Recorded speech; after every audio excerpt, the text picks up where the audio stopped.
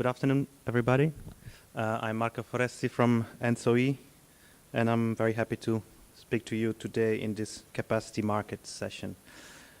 My presentation will touch upon capacity markets, but also on other issues, especially security of supply and market design in general. I think we cannot talk about capacity market without considering security of supply. After all, this is what they are supposed to deliver. And if we are discussing nowadays market redesign, is because we fear that the current markets will not deliver the necessary investment, so the risk of blackouts is increasing.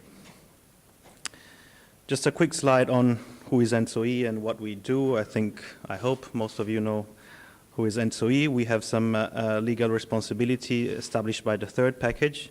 The most known one probably are the network codes and the 10-year network development plans. Actually, another work product of ENTSO and our member TSO is what we call the scenario outlook and adequacy forecast.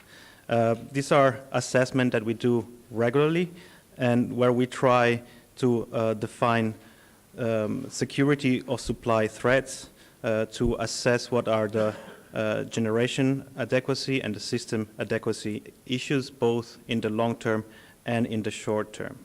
So particularly the scenario outlook and the adequacy forecast of the last year, which looks up to 2030, is built on well-established methods and will continue to improve. It's a fact-based, standardized European assessment of what are the security of supply issues, both in the short term and in the long term. And this, I think, is the best tool available for both European and national policymakers to consider how to review their market design to meet security of supply challenges. So we also do seasonal outlooks to determine what are imminent threats. And we, of course, don't stop with today's methodology, but we are continuing improving and continuing harmonizing across Europe. So to offer member states, which are the ones who determine levels of security of supply, a complementary European approach that I think it's indispensable if we want to complete the internal European market. Now, if we look more closely at security of supply and what are some of the codes of concerns of our member states, this is a ENTSO internal survey, so it's simplified, of course, but just to show that the reason of concern of security of supply are multiple and are different in every member state. So this leads also to different solutions. It's difficult nowadays to identify one single market design to address security of supply, and especially one single capacity mechanism. So the consequence is that member states, regulators, TSOs have different views of what the market needs.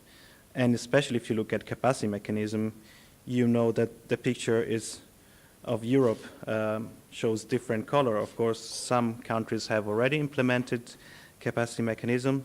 Some are implementing them, France and UK most of all.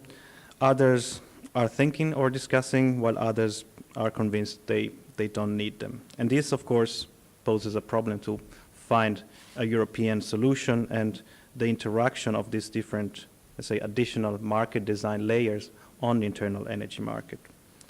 I could show you another slides, but I don't have it, which also differentiates the type of capacity mechanism. As you probably know, there are different types: capacity mechanism, capacity markets, capacity payments, strategic reserves, and so on. So the differentiation across Europe is high, and I think this is one of the reasons why this issue is being debated at so many conferences, because the views are different, and we're trying to find a common view for Europe as much as possible. So just to conclude on specifically on capacity mechanism, I'd like to summarize what our ENTSO views on this. First of all, we think that member states, regulators, TSO should make existing arrangements work as best as they can. So we have some market rules, we have some directives and regulations, and not all of them are fully respected, fully implemented. There are still some distortions which need to be removed. So before considering radical changes, we call for a speed implementation of the target model, and of course associated with the adequate investments in grid infrastructure. The second principle is that we want that capacity mechanism should be compatible with the competitive and integrated markets of Europe. So if they are introduced, they should not distort the market functioning. They should not reduce the benefits of cross-border trade. As you probably know, cross-border issues with capacity mechanism are one of the most complex ones. That's why we need a coordinated European approach. And I think if member states implement unilaterally their own mechanism without caring what happens in the neighboring country, that doesn't go in the benefit of European citizens. And lastly, we believe that we should shift the focus to the real physical needs of the system. So whatever we decide to implement, because we think the market design is not appropriate, before we should really assess what are the real needs in the long term, what type of security of supply concerns there are. And it's not only capacity itself, but it's flexibility, as Stephen said. And it's also a voltage, a frequency control, or transient stability. So let's try to assess what are the needs of the system and define a market model that responds to those needs, addresses the real challenges, and not just look at what the current generator's problem. So in this exercise in assessing what are the threats and what could be the solution, we believe ENTSO and TSO can give an important contribute with their expertise and with their experience and their tools in providing the necessary analysis for policymakers to take decisions on market design. Now, if we move to another of the main work products of ENTSO is network codes. I won't go into them, but just to show that there are different categories. We're developing 9 of them. They are at different stages. We already submitted 7 for ACER opinion, and 6 of these have been recommended by ACER for adoption. So these network codes aim at completing the internal energy market. Of course, they're not the only dimension. This is more the binding top-down dimension, and the meantime, bottom-up voluntary projects to integrate the markets are ongoing and are supporting the completion of the internal markets. But it's also to say that the market still needs to be completed, and implementation of these network codes is fundamental. This is a picture of the target model as we know it. So if we start from the left, the long term, where we consider that PTRs, physical transmission rights or financial transmission rights, are the solution for this market. And then moving to day ahead, price coupling, of course, intraday, continuous allocation, and then balancing a TSO model. For capacity calculation, the target model normally prescribes a flow-based approach unless coordinated NTC can be proved to be more efficient in certain regions. And all this target model is being translated into binding rules, regulations by 3 network codes, which are about to be adopted and then will be implemented. So we have an agreement across Europe of what should be the target model, at least across these time frames. And that's already a good thing. We also have a European legal framework in place, so ENTSO, ACER are established and well-functioning. And the process, as I said, of the target model is under development. At the same time, we cannot ignore that there's a growing debate on other European issues which are connected with the internal energy market and the target model, but also go beyond. So this is the debate about generation adequacy and capacity markets, about the revision of RES subsidies, of how to make the ETS or carbon pricing work, about bidding zones, about prices, how to make them affordable for consumers, about loop flows and demand response. So all these debates, I think, give a window of opportunity nowadays to rethink the market design as a whole and improve it to meet the challenges of 2020 and beyond. So if we look at today's target model, we have identified some strengths and weaknesses. Of course, we believe it's reliable. We've had very few blackouts, and if we consider the large scale of the European market, I think nowhere else in the world we have such a wide and reliable interconnected system. We also have markets which are liquid and even more liquid and competitive and transparent. And we have efficient and coordinated cross-border capacity management, and finally, a broad acceptance of what's the target model. At the same time, the value of security of supply and adequacy, which also includes flexibility, is not reflected in the market. As Steven said, flexibility is not really valued by current markets. So this means also there's no real focus on long-term investments for adequacy. And on top of this, as you know, that political interventions are often not aligned, not consistent between member states or between member states and the European dimension. And all this leads to an uncertainty of the regulatory framework, of the market design, and of price signals which lead to low investments. So what do we think we need in the long term? First of all, we think the target model should be implemented as planned, but that would not be enough. So it needs to be augmented with some additional elements, additional features, and we're working hard to find the answers of exactly what those additional elements are, though I think we've seen and heard already something, for instance, in Steven's presentation about the value of flexibility and so on. On top of this, the regulatory and policy dimension is, of course, very important. So the distortions should be avoided, and the interventions of a member state should be consistent and well coordinated. Another group of recommendation looks more at the resilience of the physical system, and in this respect of how to define the responsibilities by the different actors. So we think the markets should be the primary source that contributes to system management in all timeframes. This requires a strong cooperation between TSO and PXs in day-ahead and intraday, and also requires a clear interface between TSO and DSOs.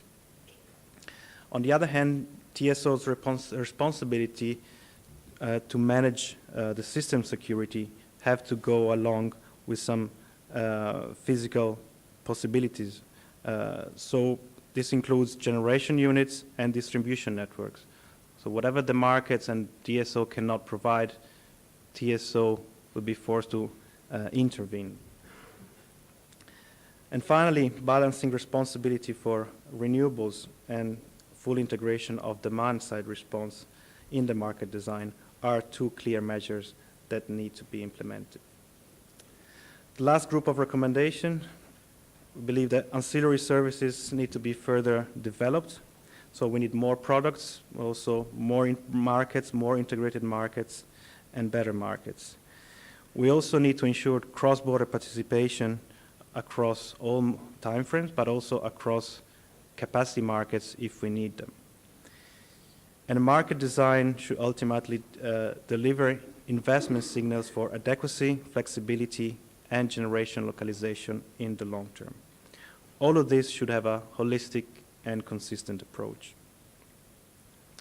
So to conclude and sum up my presentation, we believe a quick and full implementation of the target model and building of the necessary network infrastructure are the key prerequisites. But we also know that capacity mechanism and REST support schemes diverge. So this creates additional challenges. And the current markets and the regulatory uncertainty seem not to deliver the needed investments to ensure the long-term generation and system adequacy. So some degree of public intervention is probably needed. However, it should be well coordinated between the Commission, the European dimension, and member states. and should not distort the functioning of the internal energy market, which we are working hard to complete. In general, any market redesign should have a long-term focus, should have a holistic approach, and a European dimension. So this means that we need to review the nature and the need for supports to given technologies, especially to RES, and priority dispatch, for instance, is one of the most problematic, at least seen from TSO perspective, maybe not now, but when renewables reach a large share in the system, then it becomes tricky to decide who comes first. So another measure we want to call for is an intensification of no regrets option of demand-side response and balancing responsibility for RES. And finally, we would like policymakers to consider that the long-term security of supply is a multidimensional issue. So it's not an issue just of capacity, but also flexibility, frequency control, and transient stability. And in this respect, within the ENTSO and TSO can assist policymakers with the expertise and tools to take appropriate decision. And that's for this that not all challenges are addressed by capacity mechanism. We need something more or different than this. That's it. Thank you. Okay. Thank you, Marco. One question. I will quote what the European Commission mentioned 2 weeks ago in this guidance, that the backup capacity mechanism should not be designed having only the national market in mind, but the European perspective. You also said that we need coordinated EU approach in this regards. And my question for you as a European institution, and also TSOs are the main facilitators of these debates, do you see there is any common ground possible at all, having in mind the very different solutions in different EU states? I definitely see some common ground possible. First of all, as I said at the beginning of the presentation, regarding the assessment of security of supply issues. So all member states, even if they retain their own right to determine how much security of supply they want, I think we should assess what are their needs and what are the threats with a common methodology and taking into account the contributes that can come or can be offered to other countries. So at least we can determine at European level with a common approach what are the real needs. Then it doesn't mean the solution is the same, and I don't think anybody in this room would say that the solution is to have one single capacity mechanism for the whole of Europe. As we know, the needs are different in member states, but we do need some coordination. And I think, for instance, France and Germany, from what I heard, are starting discussing of how they could make their mechanism compatible. And of course, cross-border participation to capacity mechanism is the first issue to be addressed in this respect. Otherwise, we have one common electricity market for day-ahead, intraday balancing and long-term, but then we kind of segregate national markets for capacity market. That doesn't really go together. So I think there is stuff to do. It's not easy, and it doesn't mean we should have one single harmonized model, but more coordination is definitely the solution. Okay, thank you, Mark.